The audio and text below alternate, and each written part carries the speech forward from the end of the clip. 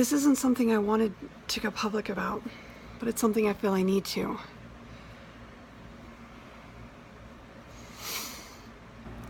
I was date raped last week. I said, "Stop, you're hurting me. Stop, you're hurting me. Stop, you're hurting me." After the third time, we made eye contact, and I knew at that point he wasn't going to stop. And I froze. I couldn't react. Am I physically capable of fighting someone? Yeah. But I couldn't react. I just froze. And he continued to hurt me. Eventually he eased up, but he didn't stop. He tore the vaginal wall. He caused a lot of blood loss. The next morning I was still in a lot of pain, so I went to the hospital. I had to have an actual surgery to fix the damage that he'd done. I didn't realize it was rape at the time because I was too concerned about the physical pain and the blood loss. And secondly, I never thought it could happen to me. I never thought I'd put myself in that situation. Because as women, we are taught since birth that we have some sort of control over the situation, and we don't. We don't. And I don't know why any woman would, or any victim would lie about it. What do we have to gain? Attention? Nah, I don't want that kind of attention. I've lost friendships, dignity. People ask what I was wearing. Nothing, actually, because it was consensual until I said, "Stop, you're hurting me. Stop, you're hurting me." What was I wearing? This. But even if I were wearing something promiscuous, it is his responsibility to keep his hands to himself, to stop when I say stop. Miss America could walk in naked to my father's office and not get raped, not get laid, not even get kissed. I don't believe all men are the same. Yet I see so little evidence to the contrary. But it was my fault because I chose the wrong man. As if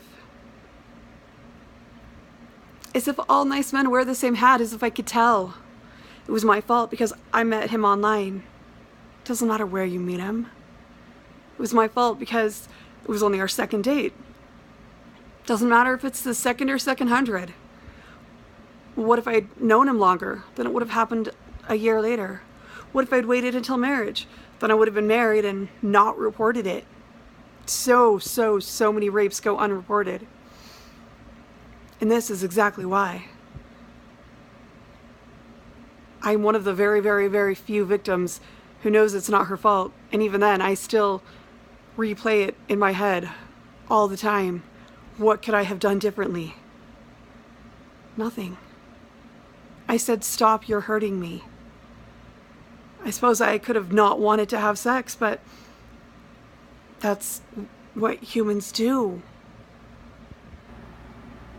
I said, "Stop, you're hurting me." What could I have done differently? Nothing. It is not the victim's fault.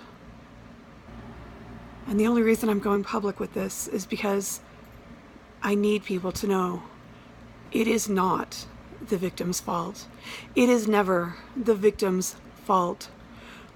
When I worked at a treatment center for sex offenders, I would read the files and I thought, man, some of these women, they put themselves in horrible situations. No, most of them, if not all of them, couldn't leave horrible situations. What did I know? I wasn't there. I wasn't them. Once I said, "Well, if you show up drunk at a frat party, what do you expect?" And a friend said, "A hangover." I expected a hangover.